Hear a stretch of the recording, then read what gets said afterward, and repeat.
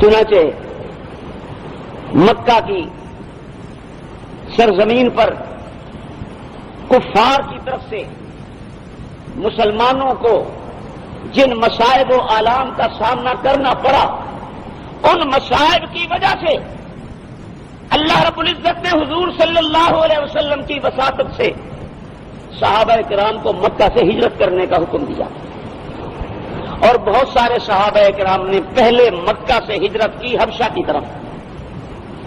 تو ان لوگوں میں حضرت جعفر طیار رضی اللہ تعالی عنہ بھی شامل تھے۔ یہ وہ خوش نصیب انسان ہیں کہ رسول اللہ صلی اللہ علیہ وسلم نے فرمایا کہ جتنے بھی نبی اس دنیا میں آئے ہیں، اللہ نے ہر نبی کو 7 رفیق اور دوست عطا کیے ہیں، اور مجھے اللہ رب العزت نے 16 یا 14 خاص دوست اور رفیق دیے ہیں، اور ان میں سے ایک حضرت جعفر طیار رضی اللہ تعالی عنہ کی۔ انہوں نے بھی ہجرت کی اور کچھ ساتھیوں کے ساتھ مکہ سے ہجرت کر کے چلے گئے حبشہ کی طرف۔ حبشہ میں ایک عیسائی بادشاہ نجاشی کی حکومت تھی۔ یہ اس کے سلطنت میں پہنچ گئے، وہاں جا کے پناہ حاصل کر لی۔ جب مکہ والوں کو پتہ چلا کہ یہ ہمارے ملزم ہیں، ہمارے مجرم ہیں، نئے دین کا انہوں نے پرچار کیا ہے، حضور صلی اللہ علیہ وسلم کی پارٹی میں شمولیت اختیار کی ہے، اسلام کا رکنیت فارم بھرا ہے، اور پھر بھاگ کے حبشہ چلے گئے ہیں۔ چنانچہ یہاں سے مکہ والوں کی ایک سفارت، ایک وفد یہاں سے شاہ حبشہ کے پاس پہنچ گیا اور جا کے درخواست پیش کی کہ جناب کچھ بھگوڑے آئے ہیں ہمارے ہاں سے، یہ آپ کے لیے بھی نقصان دہ ہیں، بڑے خطرناک لوگ ہیں، ایسی ایسی باتیں کرتے ہیں جو آج تک ہم نے نہ کبھی سنی نہ پڑھی، نئی بات کرتے ہیں، نیا پرچار کرتے ہیں، نئے نعرے لگاتے ہیں، نیا سلوگن ہے، نیا ماٹو ہے۔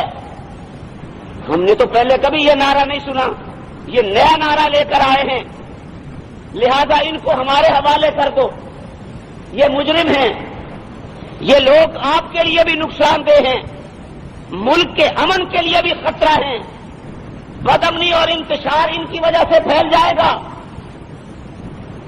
تو میرے دوستو، یہ اس زمانے کے کافر حضور کے صحابہ کے لیے کہتے تھے، نئی بات، نیا ماٹو، نیا سلوگن، نیا مشن، نیا نعرہ یہ لے کر آئے ہیں، عجیب لوگ ہیں۔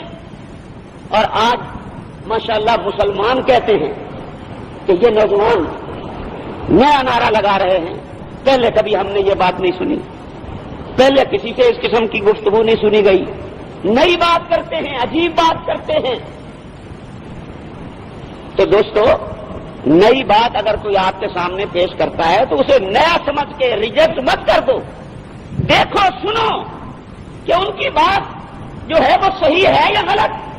آپ کے لیے اگر وہ بات نئی ہے تو ضروری نہیں کہ وہ نئی ہو، بات پرانی ہو سکتی ہے۔ آپ نے اگر وہ بات آج سنی ہے تو غلطی ان کی نہیں، آپ کی ہے۔ آپ کبھی دینی مجالس میں بیٹھے نہیں، آپ کبھی علماء کے پاس گئے نہیں، آپ نے کبھی دینی مجالس اور محافل کو اٹینڈ نہیں کیا، آپ کبھی قرآن کے پاس آئے نہیں، تو جب آپ نے یہ بات سنی تو آپ کے لیے تو نئی ہے، حالانکہ بات پرانی ہے۔ کہنے لگے ان کو ہمارے حوالے کر دو۔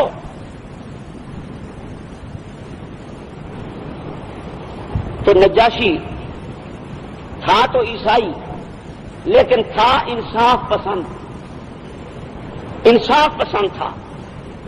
مسلمانوں نے پناہ لی ہوئی ہے عیسائی بادشاہ کے پاس، مسلمان کے پاس پناہ نہیں لی، عیسائی کے پاس پناہ لی ہے۔ بادشاہ عیسائی ہے اور پناہ لینے والے مسلمان مجاہدین ہیں۔ عیسائی بادشاہ سے یہ ریکویسٹ کر رہے ہیں، ان کو ہمارے حوالے کر دو، بڑے خطرناک لوگ ہیں، ہمارے حوالے کرو۔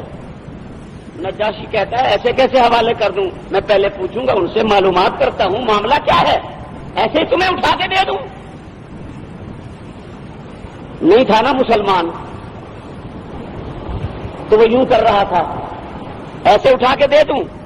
پہلے ان سے پوچھوں گا کہ یہ کافر تمہارے دشمن کیوں ہیں، یہ کافر تمہیں لینے کیوں آئے ہیں، پہلے پوچھوں گا۔ چنانچہ اس نے دربار میں، بھرے دربار میں بلایا مسلمانوں کو۔ جب مسلمان آئے تو انہوں نے اپنا متکلم بنایا حضرت جعفر طیار رضی اللہ تعالی عنہ کو کہ آپ نے بات کرنی، ہم آپ کے ساتھ ہوں گے، بات آپ کریں گے۔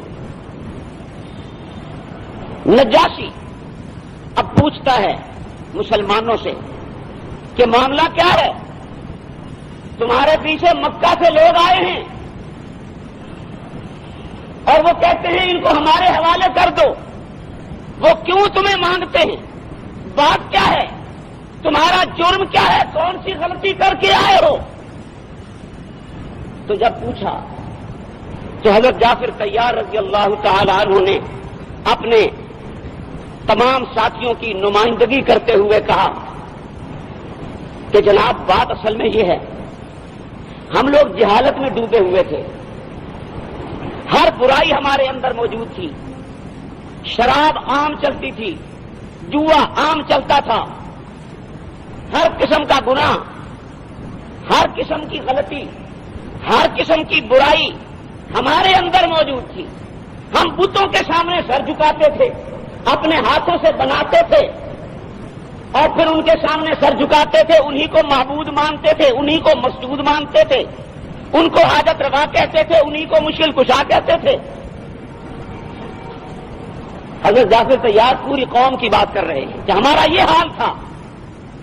حضور اکرم صلی اللہ علیہ وسلم تشریف لے آئے، انہوں نے ہمیں باطل سے ہٹا کر حق کی راہ پہ گامزن کیا، انہوں نے ہمیں شرک کی راہ سے ہٹا کر توحید کی راہ پہ لگایا، انہوں نے ہمیں ضلالت کی راہ سے ہٹا کر ہدایت کی راہ پہ چلایا، انہوں نے ہمیں کفر سے ہٹا کر اسلام کا راستہ بتایا، اور اب ہم ان کی پارٹی کے رکن بن گئے، ان کی جماعت میں شامل ہو گئے اور ان کے کہنے پر شراب چھوڑ دی، جوا چھوڑ دیا، بددیانتی چھوڑ دی، دھوکہ بازی چھوڑ دی، سارے غلط کام چھوڑ دیے اور ٹھیک ٹھیک اسلام پر چلنے لگے۔ حضور صلی اللہ علیہ وسلم کی تعلیمات کو ہم نے اپنانا شروع کر دیا تو یہ لوگ ہمارے مخالف ہو گئے، یہ دشمن بن گئے، یہ کہتے ہیں کہ نہیں تم لوگ انتہا پسند ہو،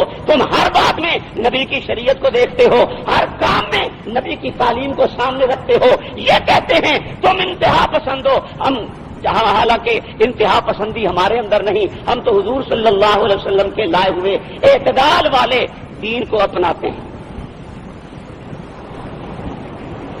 تو نجاشی نے جب بات سنی تو کہنے لگا کہ آپ کی بات تو بالکل ٹھیک ہے، آپ تو اچھے لوگ ہیں۔ تو وہ جو سفارت وہاں سے آئی تھی ان کو کہہ دیا جی میں ان کو تمہارے حوالے نہیں کر سکتا، میں ان کو تمہارے حوالے نہیں کر سکتا۔ عیسائی جو تھا اس لیے اس نے مسلمانوں کو کافروں کے حوالے کرنے سے گریز کیا۔ آج کل کا زمانے کا ہوتا پلیٹ میں رکھ کے دے دیتا، لیجئے حضور آپ کا مجرم آپ کے حوالے۔